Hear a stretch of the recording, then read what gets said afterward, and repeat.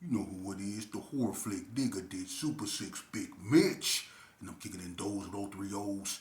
And I'm bringing 28s, 101s because we Vegas sons. It's the Chronicles. And you in the metal lands. Yeah, you in the metals, man. And you already know what made me 530. What that mean? Oh, that boy Desert, baby. Boom! Boom! Hope a dub, scrub, 22-inch gold, Dana Dames, and Big Bolo Yang can never sit on my claims, man. You already know. Let it rain? Nah, I'm just playing. Welcome to Vegas Chronicles with the whole Super Six Digger Ditch Big Mitch. And today, like any other day, y'all know what we do. We kick actual factuals, right? With no additives and no preservatives, just raw and uncut. Like what? Like summer sausages and crackers. Shout out to everybody that's been rocking with your boy, man. And shout out to everybody that's been supporting my platform. Today, like any other day, we get into questions, man. I try to answer to my best abilities, man. I'm gonna be getting into other things, you know what I'm saying? At some point, I'm gonna have to close this out, bring other people on. I done spit basically all my history when it comes to Vegas and my knowledge when it comes to the streets of Vegas, when it comes to banging in general. I done gave you, just about all I can give you, So it's other people's turn to come up here and give their experiences and how they seen the game through their eyes. Because, when I explain it to you, it's just from my perception, and it's my opinion. But like I always do, I answer questions, and I'm gonna continue to do that to my best of abilities. Now, one of a question that was asked of me was, it was concerning Big Pretty, and for those who don't know Big Pretty is the boogeyman in prison. His name is associated with stuff I'm not gonna really get involved in because he never came at me like that. So whatever he did to other people, that's between him and them. But they wanted me to do a video about people that actually stood up to Big Pretty when he tried to come at them in a disrespectful manner. One thing about Big Pretty, man, I that side of Big Pretty, uh, that's been a long time ago, man. And I'm not finna smut Leroy name like that, you know. Whatever Big Pretty did, that's between him and God. But I would say this: if it's one story that stands out when it comes to a person standing up to Big Pretty, it would be the story of Greg Turpin, which is Vince Turpin, brother. And they known individuals. They were former Byron boys, And I think Greg and Pretty got into it, I think on Indian Springs Yard way back in the day. And Greg, he ain't no real big dude. Big Pretty is humongous. But Greg, just like Vince, they got hands, man. They come up out the north too. They got hands, And him and Pretty got into it, and Pretty tried to bully Greg, and Greg wasn't going for it, and Greg dropped Big Pretty, dropped him. I mean, dropped him, and he broke out the words, but he dropped Big Pretty. So, if there's ever a story about Big Pretty, people standing up to Big Pretty, it would be that one. And the one when he went to, I think either Folsom, I think he went to, and he seen that, in California, those dudes were just as big as him and stuff like that, But other than that, you know what I mean? You know, um, I'm not gonna talk about Big Pretty like that. He going through a lot of medical issues, man, and he found peace, and I'm gonna let him be at peace. You know what I mean? And I'm not gonna do that. But another question that was asked to me, it concerned the 6 O's and the situation that happened with the thing with Big Ezak and Psycho. Now, I'm gonna say this. I'm not finna get into that because, you know, um, it's people that still feel some type of way about that. But what I say is this here. We came together in Las Vegas in 1992 after the Rodney King thing. And that was a good thing. All right? But when we really should have came together as a people was when that incident happened with Big Ezak, Psycho, and the brother that lost his life in the back of the Cadillac. When they was sniping, when that happened to them, that should have woke everybody up right then and there. But we were so far gone with animosity toward one another for whatever reasons that we wasn't paying attention. Because before that, if people remember, uh, it was an incident that actually put the wax on the map. And that incident was with D-Wack got into it with the Skinhead. When that situation unfolded, because I had just got arrested not too long ago. I had a black 32. D-Wack had a chrome 32. And we used to have these two gats that looked alike, you know. But I ended up getting caught with mine, and I go to juvenile. Him and whoever he was with, they got into it with some skinheads, and over a bike or whatever. And the skinhead, you know, pulled out a bat. It was a male and a female or whatever. And the female maced, I think, D-Wack. And the dude had like a little short bat or whatever. It was over a bike. But to make a long story short, the skinhead ended up becoming unalived. Right? And it was a high profile case. That thrusted the wax in the forefront. Because even though it wasn't gang related, it brought them to the forefront because after that, the skinheads started tripping. And they was putting out threats and stuff like that. You know, and we should have been paying attention because shortly after the situation with D-Wack, and I think D-Wack was 15 years old when this happened, he ended up getting probation behind that because the skinhead boy was trying to hit him with a bat, you know, and he did what he had to do. You know, he was protecting his family, you know, so that really brought him and the wax to the forefront. But after that, that's when the situation with the 6-0s happened. Now, people were saying that the boy Officer Butts, who the 6-0s was getting into it with down there, you know, he was a cat that was known for threatening the 6-0s. Just like Caveman from the Yellow Jackets had gauge shells with all the known gangbangers on there. He had my name on a green gauge shell, Bread name on a green gauge shell, Nag name on a green gauge shell. He had a bunch of people names on it. And he had red gauge shells with Lay on there, Fat Dad them on there. He had all kind of blue ones with the Donnas on there. He had all kind of gauge shells and stuff with people names on them. You see what I'm saying? So he was like him. They used to like to threaten us, talk about what they was gonna do to us if they catch us alone and stuff like that. So they was putting it off on him when the situation happened. But me personally, and this is me, I think those skinheads, you know, we should have been looking at them when that issue happened. Because, you know, I mean, people say, well, the marksmanship, the person that did that had to know how to do this, they had to been trained. Those skinheads go right out there in them woods, man, and do the same thing. They do the same thing. Come on, man. Y'all remember Timothy McVeigh and people like them? Come on, man. They think the same way. They got the same type of training. You see? So if anything should have brought us together and woke us up, it should have been that. It should have been that. Because the whole time, we were so distracted with wiping ourselves out for whatever reason. And a lot of our wars that went on back during my era, they was real wars. They was real wars, man. It really went down. But we were so caught up with hating on one another that we never actually stopped to think that it was an unseen hand really at play here. When that happened to them, that should have woke everybody up. We should have been wise enough to say, you know what, hold on, man. What's this other stuff right here, man? What's going on up over here? We should have really came together, not when something happened in California.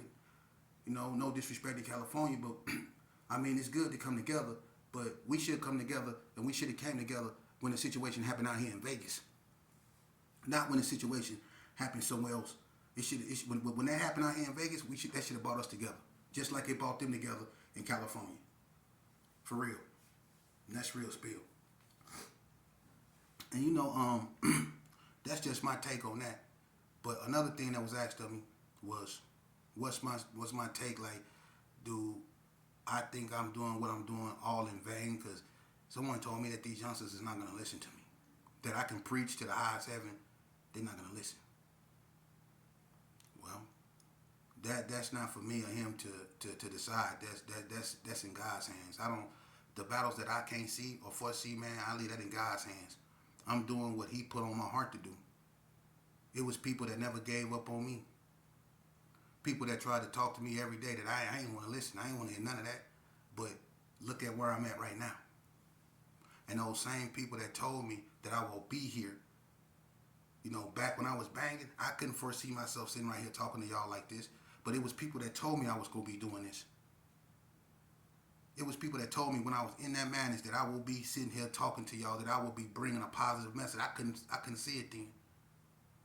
But those people God sent to you that can see in you. When they come to you, they don't look at you, they look in you. They can see within you. They can see the good in you, even when you don't see it yourself. You know? So I don't give up on the youth because I'm going to tell you something. It's a lot of good youngsters out here, man. And a lot of them mad. And a lot of them don't listen. And a lot of them angry because a lot of their fathers and some mothers have been taken from them in a tragic manner. You know how many cats that then lost their fathers who had a name out here in these streets? It's a lot of dudes that then lost their fathers in tragic ways, you know, and they bitter. The only thing they have left of their fathers is stories that they homeboys or their relatives tell them.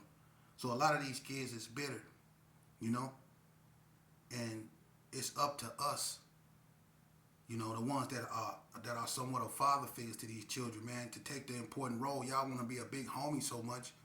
Y'all want to be the OG so much. Well, if you're going to be that and you're going to call yourself and you want to be looked upon as that, man, then you should bear the responsibility of leading these youngsters in the right path. If you've been down the path of destruction and you know what it's like going down that path, then it's up to you and you're obligated to lead them into the light when you've been in the darkness so long. You know what a light is. So it's my job as an OG to tell these youth the truth. And I'm not going to give up on them because it don't seem like they listening. It only take one. It only take one.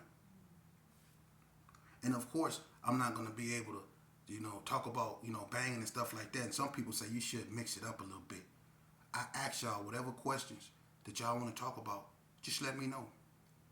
And we could talk about anything. I don't want to talk about nothing that got to do with Diddy. I'm not into none of that. You know, I don't care about what nobody else is doing, and I don't want to talk about nobody. But if it's about furthering our agenda, coming up with an agenda for us as a people, and rehealing our culture, and bringing clarity back to our culture, because we have a culture of commotion. We have a culture, but we don't know what it is. We have a culture that don't even have an identity of its own because we so busy trying to be like other people. We want to be accepted by other people. And I keep telling y'all, man, the key to our own liberation mentally. Because you can be free physically and still be in bondage mentally. And if you're in bondage mentally, you're still in bondage. That's why a lot of people, when they get out of prison, they be all buff, swole, coming out, hair long, whatever. You see? But their mind, it still be behind them walls. And that's why they end up back behind them walls. You have to free yourself mentally. Well, how you do that? How you free yourself mentally? By getting to know yourself, accepting yourself. You see, a lot of people have to be with people because they don't have no self-esteem. And they need to be around other people to validate them. Because if they don't got no crew, they will feel like they nobody because won't nobody pay attention to them. And see, that's the thing. It's not about people paying attention to you. It's about you paying attention to yourself. See? With all your failures and faults, your pluses and your minuses, it's up to you to accept you as you are, not for people to accept you as you are. That's secondary. You first have to accept you as who you are. For real. Accept you. Get to know who you are. Invest in you. Learn to love you. You don't need no crew, because can't no crew ever validate you, man. They can get you sent to the penitentiary. They can get you unalive, but they can't never validate you. Only you can validate you. Don't never forget that. You know? And you know, one of the saddest, you know, things in life right now is that we live now in a culture where it don't matter. You know, if you right, it don't matter if you good, it don't matter, none of that. People go judge you solely off, you know, their needs. For real. And when their needs stop, that's where their loyalty stop. When people don't need you no more, they're not loyal to you no more. That's how it go now. And you could be cool with a person for 20 years and they'll throw that all away over a female.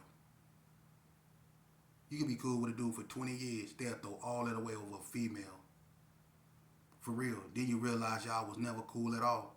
And that's the harsh reality that people starting to come into realization of, is that all these years you thought, you know, man, this was my friend, or man, this was my homie, or this was my brody. when in actuality, y'all just knew each other. He was never your friend. He was never your brody. Y'all just knew each other. You see, that's what a lot of people figuring out and finding out the hard way. It's up to me. I've been to institutions. I've been to prison. I done been in these streets, man. I done been a boogeyman before, man.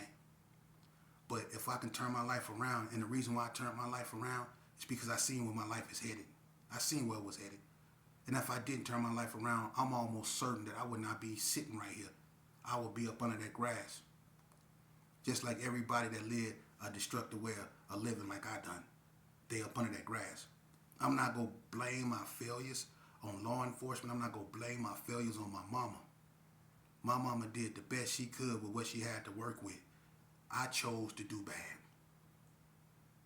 I chose to be like my father, or try to be. You know, didn't no white person come up over here and oppress me. Didn't nobody do nothing. Didn't nobody ever hold me back. I held myself back. People want you to believe that people are holding you back, but if you a man like you say you are, if people tough like they say they are, then can't nothing hold you back. You see? People need you to believe that you're being oppressed. People need you to believe that there's a hidden agenda, and it might be. But you know what? Just because there's a hidden agenda, and it stopped Oprah from becoming a billionaire, and it stopped Michael Jordan from becoming a billionaire, and it stopped Bob Johnson from becoming a billionaire, and it stopped Jay-Z from becoming a billionaire, and it stopped LeBron James from becoming a billionaire. Notice how I say billionaires. See? And it stopped them. You got a bunch of people that grew up with disadvantages far more than we have and still was able to succeed in life. So we got to stop using that excuse. I like a little, you know, when people make it hard for me to get at the top, that means I have to work for what I got. You know, that's what gives it meaning, when you got to work to get it. That's how I want it. I don't want nothing free. Just show me where the door at, not go in myself. I don't need you to open it for me. That's my mentality. You know, so to the youth out there, I know what it's like not having a father. And I'm not finna get in a Crimea River story. No, this ain't gonna be none of that. Nah, I just don't want you sitting in front of a judge in a cold room, shackled, with your mama sitting over there with bags in her eyes because she ain't slept in a week, because she don't know what this man here in his robe will give you. And you looking at the capital punishment, or you looking at a life without, you see? And you sitting up over there in that cold room, all rise. See, that's what it gets serious. And it don't matter who you did, done, or think you can do. Once that gavel drop and they give you that time, that's what it is. You go back to your cell, and you go wait to go to the penitentiary where you go spend for whatever time they gave you. And it ain't nothing you or your homeboys can do about it. That's where you going, and that's where you go be. So listen to me, man. It's another way. It's the right way. That's what it's called. And you got other people talking about, nobody want to hear that soft. Don't nobody want to hear that's weak. They play tough until they sitting over there in front of a person like Big Pretty.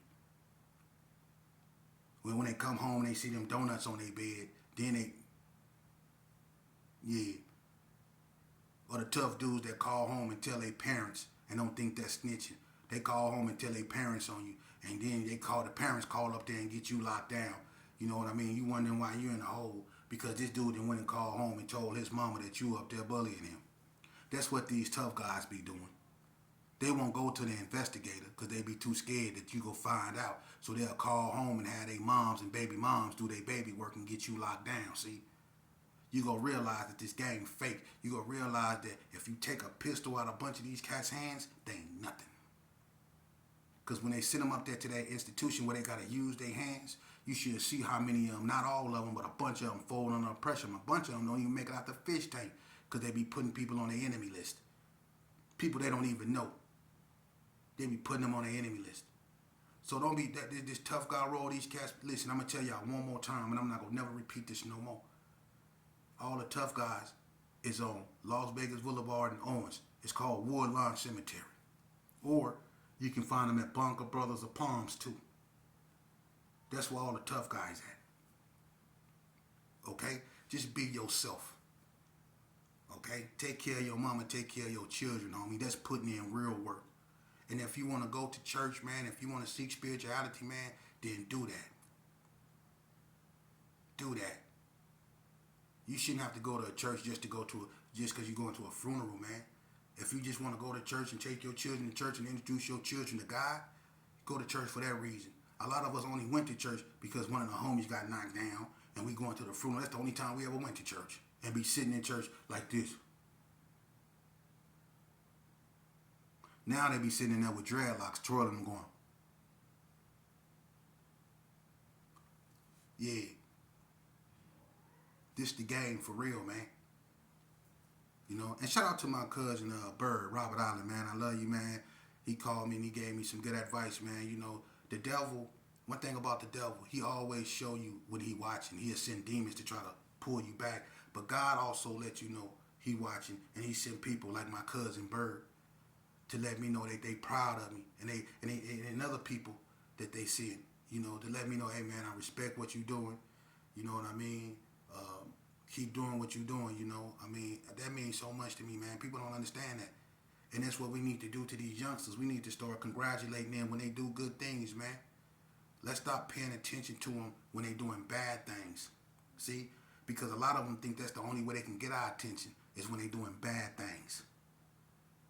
So when they start doing good things, let's get them type of children the attention. Let's get them attention. The ones that go to school and actually get educations. The ones that actually still open the door for women. The ones that still, you know, have morale and ethics about themselves. You know, let's start paying attention to them type of youngsters, man. Because that's our future out there right there, man. We need to get them so they don't get infected with that bull crap, man. We need to protect them, man. And we need to let them know that what they're doing is the right way that it's supposed to be done. And we need to confront these youngsters that's out here in this madness, man, because them is our seeds out here, man. We can't allow other people or expect other people from other communities to come in and clean up our mess, man. When we get that through our heads, man. That ain't how this works. This is our mess, meaning we have to clean this up, man. Let's stop leaving it in other people's hands. That's why everything always messed up. And then when they come in and they do something we don't like, now we up in arms and we tripping and we riding and we doing all this stuff. We screaming no justice, no peace, and all that old stuff. You see? But if we coming in and we clean up our own mess, them our children. We scared of our own children. Let's get them out the street. It's just that simple, man. It's just that simple. I'm gonna tell you something about this game, youngster. When I was coming up, you always had the homie that had that cold Cadillac. You know what I'm saying? It was clean, had a cold paint job, it was on rims, everything had beats, everything. About a year or two went by. That same Cadillac, it still was cool. It had beats, but it had bullet holes in it now. One of the knockoffs on the rims missing. When it start up, it make weird sounds now. See, that's how the game do you. It run you down. You see, it run you down. If you play this game, it will run you down. And just like a car that was cold, jacked up in the back, used to beat, all that, 3 years go by, it's all shot up. One of the knockoffs missing off the thing, you know, it's messed up. The inside, messed up, wires sticking out, you know. That's how this game will do you. You end up with bullet wounds, you know, thoughts of being incarcerated, you know, hand messed up from all the fights. If your hand ain't messed up, look at how my hand is from doing all that fighting, your hand be all messed up. This game will run you down, man. Then a lot of people drink so much alcohol, they develop, you know, all kind of illnesses, you know. There's some dudes that I grew up drinking with that still drinking to this day. About this big. Drinking still to this day, man. This game will run you down. And a lot of them ain't drinking because they want to. A lot of them drinking because they stressed out, because they done lost sons, brothers, uncles, nieces, nephews, sisters, all this behind this game. And if it don't be for that liquor, they probably won't even be here. That liquor is what's keeping them here. But a lot of people didn't succumb to that liquor, man. This game will do that to you. Get your behind in school. Get out them streets. If a person ain't doing right, get away from them because they can infect you with their wrongdoing. Going to prison don't make you a man. It's not a rite of passage. Going to prison makes you an ex-felon if you out here. That's the only thing it's going to make you. Going to prison makes you a failure. It's nothing to feel proud about, man. Because regardless of who you think you are, you got to lock down when they tell you to lock down. You go eat when they tell you to eat. And you go come out your room when they allow you to. And they don't care who you is and what you the leader of or what you call yourself. Because when they say recall or lock it down or freeze or sit on the ground, that's exactly what you go do. And they don't care who you are. Big Pretty, the boogeyman, when they tell him to strip, that's what he do. When they tell him to lay down, that's what he do. When they tell him to get up against the wall, that's what he do. You see?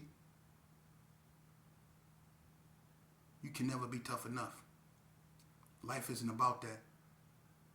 Life is about trials, tribulations, overcoming obstacles, not letting stuff hinder you. You know? One thing about life, it's going to always be things that hit you that you don't see coming. And you will be tested. Some people fold, some people don't. Some people weather the storm and come out shining.